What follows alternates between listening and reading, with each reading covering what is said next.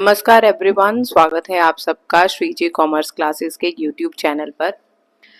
As government is moving toward simplification of taxes, तो simplification में एक प्रोसेस आ जाता है लिटिगेशन के नंबर ऑफ केसेस को रिड्यूस करना। लिटिगेशन के नंबर ऑफ केसेस को रिड्यूस करने के लिए सरकार ने पहले EDRS स्कीम, विवाद से विश्वास स्कीम 2024, जिसकी वीडियो मेरे चैनल पे अवेलेबल है, वो इंट्रोड्यूस की थी। अब उसके बाद जो मॉनेटरी लिमिट्स हैं उनको इंक्रीज कर दिया गया है। सबसे पहले हमारे लिए समझ लेना ज़रूरी है दैट मॉनेटरी लिमिट्स क्या होती हैं। किसी भी चीज़ को एडवांस लेवल या बीच में से समझना थोड़ा मुश्किल होता है, तो मैं कोशिश करती हूँ अपनी वीडियो में कि हम उसका पहले थोड़ा बेस क्लियर कर लें, सो दैट हमें आगे उस चीज़ को समझने में कोई भी परेशानी ना आए। तो चलिए, आज की वीडियो में हम बात करने वाले हैं सर्कुलर नंबर 9/2024 की, जो कि पास किया गया है बाय CBDT ऑन 17 सितंबर 2024। किस तरीके से हायरार्की काम करती है। टैक्स पेयर अपनी इनकम टैक्स रिटर्न फाइल करता है। इनकम टैक्स रिटर्न फाइल करने के बाद इनकम टैक्स असेस की जाती है by income tax department on the basis of information available with the department. अगर उसमें कुछ भी डिफरेंसेस पाए जाते हैं तो आपके अगेंस्ट असेसमेंट स्टार्ट कर दी जाती है अंडर सेक्शन 143 या अंडर सेक्शन 147 एक्सेट्रा। अब उस केस में आपको डिमांड नोटिस भेज दिया जाता है, और अगर आप उस डिमांड से सहमत नहीं है बीइंग अ टैक्स पेयर, तो पहला प्रिविलेज आपको दिया जाता है कि आप CIT अपील्स में अपील कर सकते हैं। CIT अपील्स अगर आपके फेवर में डिसीजन दे देती है और डिपार्टमेंट को लगता है दैट नहीं, ये डिसीजन जो है वो मान्य नहीं है, तो income tax department next appellate जो ट्रिब्यूनल है, ट्रिब्यूनल अथॉरिटी है ITAT, उसमें अपील कर सकती है। सिमिलरली अगर ऑर्डर आपके फेवर में नहीं है तो टैक्स पेयर भी ITAT को अप्रोच कर सकता है। नेक्स्ट हायर अथॉरिटी आ जाती है हाई कोर्ट। अगर ITAT के डिसीजन भी टैक्स पेयर को मान्य नहीं है तो टैक्स पेयर हाई कोर्ट को अप्रोच कर सकता है, और अगर टैक्स पेयर के फेवर में ITAT का डिसीजन आ जाता है तो इनकम टैक्स डिपार्टमेंट भी हाई कोर्ट को अप्रोच कर सकता है। नेक्स्ट अथॉरिटी सिमिलरली इसी तरीके से सुप्रीम कोर्ट है। सेम कंडीशंस जो हैं वो इस केस में भी एप्लीकेबल हैं। जब income tax department higher authorities को अप्रोच करता है तो उसके लिए कुछ मॉनेटरी लिमिट्स जो हैं वो निश्चित की गई हैं by CBDT under section 120 of income tax act, जिसमें ये बताया जाता है कि अगर जो टैक्स इफेक्ट है वो इस मॉनेटरी लिमिट से ज्यादा है तो इनकम टैक्स डिपार्टमेंट जो है वो रिस्पेक्टिव अथॉरिटी को अप्रोच कर सकता है। जैसा कि आप इस स्लाइड में देख सकते हैं, monetary limit for filing appeal by department.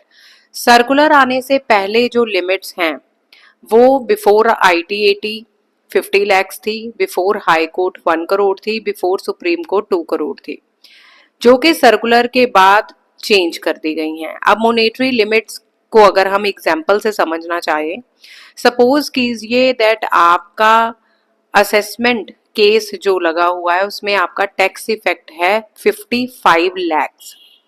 आपकी जो डिमांड है वो 55 lakhs की है। अब उस केस में अगर आपके फेवर में CIT अपील्स का डिसीजन आ जाता है तो इनकम टैक्स डिपार्टमेंट ITAT को अप्रोच नहीं कर सकता, being monetary limit is less than 60 lakhs।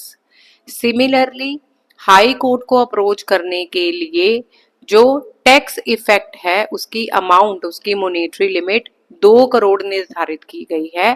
That is अगर टैक्स पेयर के फेवर में डिसीजन आ गया है और उस डिसीजन में जो इन्वॉल्व अमाउंट है उसकी मॉनेटरी लिमिट है 1.75 करोड़, लेकिन डिपार्टमेंट जो है वो उस डिसीजन से अग्री नहीं करता, तो उस केस में अब डिपार्टमेंट जो है वो हाई कोर्ट को अप्रोच नहीं कर पाएगा अगर आपकी टैक्स इफेक्ट की अमाउंट मॉनेटरी लिमिट जो है वो 2 करोड़ से कम की है।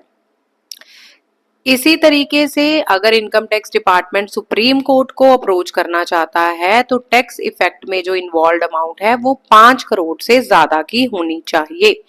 अगर आपके फेवर में डिसीजन ले लिया गया है, टैक्स पेयर के फेवर में डिसीजन ले लिया गया है, हाई कोर्ट ने जो डिमांड है वो टैक्स की थी, सपोज कीजिए 4.25 करोड़, 4.25 करोड़, तो उस केस में अगर इनकम टैक्स डिपार्टमेंट अप्रोच करना चाहे सुप्रीम कोर्ट को तो वो नहीं कर पाएगा, क्योंकि मॉनेटरी लिमिट जो है वो 5 करोड़ से नीचे की है। आपकी सहूलत के लिए मैंने यहाँ पर एक नोट दिया है दैट इन केसेस में appeal SLPs in income tax matters में टीडीएस और टीसीएस से रिलेटेड मैटर्स भी कंसिडर किए जाएंगे।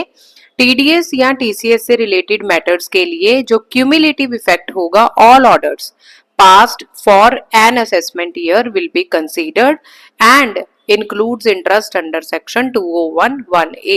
मतलब टीडीएस टीसीएस के रिलेटेड मैटर्स में अगर हम मॉनेटरी लिमिट चेक करना चाहें तो जितने भी ऑर्डर्स एक असेसमेंट ईयर में आपके अगेंस्ट पास किए गए हैं उनका क्यूमुलेटिव इफेक्ट दिया जाएगा और इसमें जो इंटरेस्ट की अमाउंट होगी अंडर सेक्शन 2011A वो भी इंक्लूड की जाएगी। अगर अब यहाँ पर हम टैक्स इफेक्ट का मीनिंग जानना चाहें तो टैक्स इफेक्ट में आ जाता है tax effect is equal to tax on total income assessed, जितनी आपकी टोटल इनकम असेस की गई है, minus tax on disputed issues जिसके अगेंस्ट आपने अपील फाइल की हुई है to the respective appellate authority. तो इनका जो डिफरेंस होगा वो आपका टैक्स इफेक्ट का अमाउंट कंसिडर किया जाएगा। मॉनेटरी लिमिट को कैलकुलेट करने के लिए आप इस तरीके से अपना टैक्स इफेक्ट जो है वो कैलकुलेट कर सकते हैं। टैक्स में इंक्लूड किया जाएगा सरचार्ज एंड सेस, उसके बाद ही आप मॉनेटरी लिमिट तक पहुंचेंगे, लेकिन इसमें इंटरेस्ट की अमाउंट इंक्लूड नहीं होगी। लेकिन आप अगर आपका डिस्प्यूटेड मैटर ही इंटरेस्ट से रिलेटेड है, अगर इंटरेस्ट इशू ही जो है वो डिस्प्यूट में है, तो अमाउंट ऑफ इंटरेस्ट जो है वो टैक्स इफेक्ट कंसिडर की जाएगी। पेनल्टी के केसेस में टैक्स इफेक्ट का मतलब है क्वांटम ऑफ पेनल्टी रिड्यूस्ड या deleted in the order to be appealed against. तो ये आप डेफिनेशन मान के चल सकते हैं टैक्स इफेक्ट की। इसके अलावा जिस सर्कुलर की हम बात कर रहे हैं वो ये है जिसमें कि सीबीडीटी ने साफ स्पष्ट शब्दों में लिमिट इंक्रीज करने की बात कही है। और इसके अलावा आप ये भी पॉइंट कंसिडर करेंगे, it is clarified that an appeal should not be filed merely because the tax effect in a case exceed the monetary limit prescribed above. Income tax department सिर्फ इसीलिए ही अपील फाइल नहीं करेगा कि monetary limit से exceed कर रही है। Filing of appeal in such cases is to be decided on the merit of case. Overall objectives जो हैं उनको ध्यान में रखकर अपील फाइल की जाएगी सो दैट अननेसेसरी लिटिगेशन के केसेस को अवॉइड किया जा सके। और ये मॉडिफिकेशन जो है वो कम इनटू इफेक्ट है from the date of issue of this circular, that is 17th of September 2024।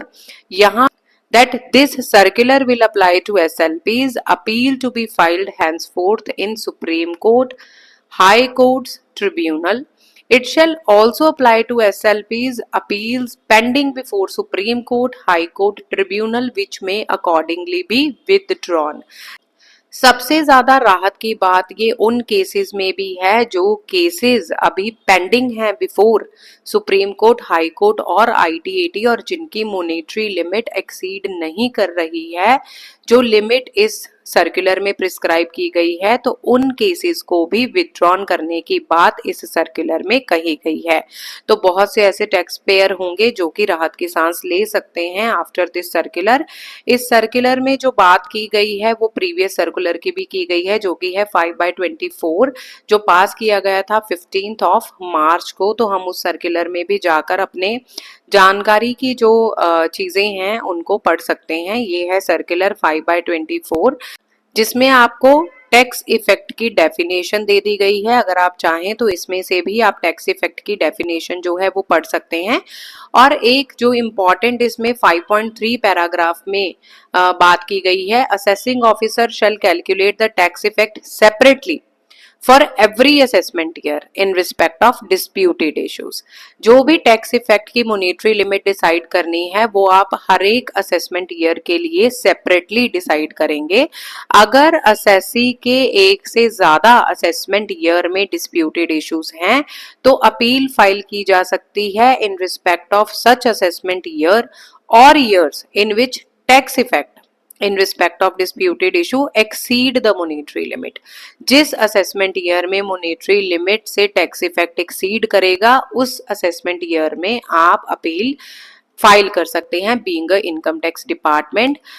In circulars की एप्लीकेबिलिटी जो है वो इनकम टैक्स डिपार्टमेंट पे है, लेकिन इनका इनडायरेक्ट बेनिफिट जो है वो टैक्स पेयर्स को होगा।